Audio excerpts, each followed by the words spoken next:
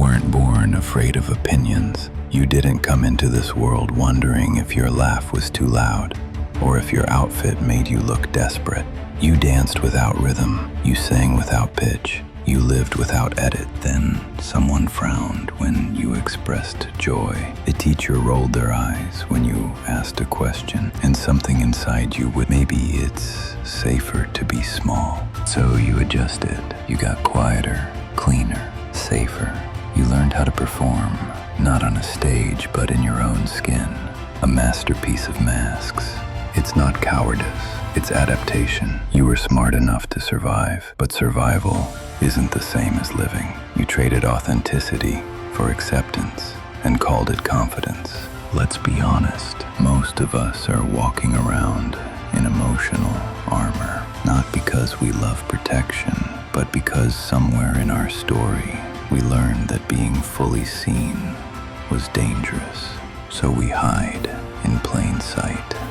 Take Jordan. He talks too much at work, not because he's arrogant, but because he's terrified of being irrelevant. Every loud opinion is a scream against his own self-doubt. He's not judging you, he's drowning in himself. Or Maya, always posting perfect photos.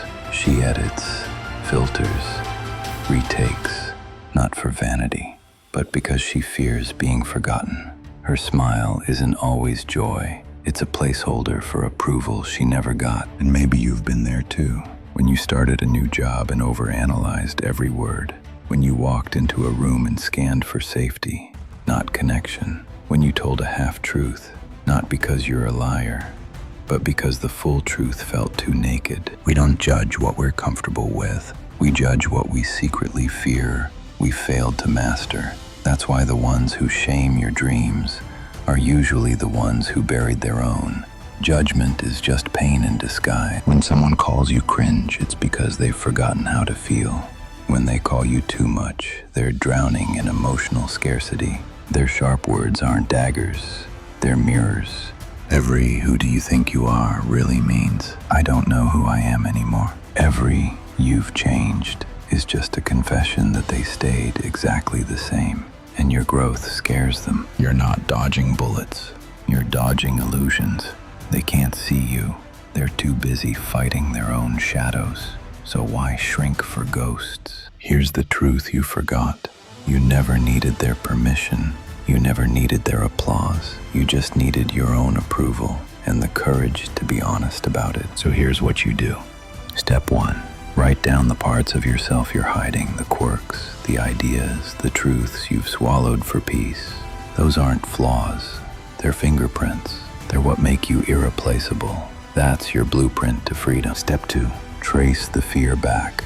Who first told you you were too much? Who taught you silence was safety? Was it someone who hated themselves first? If so, why are you still honoring their opinion? Step 3.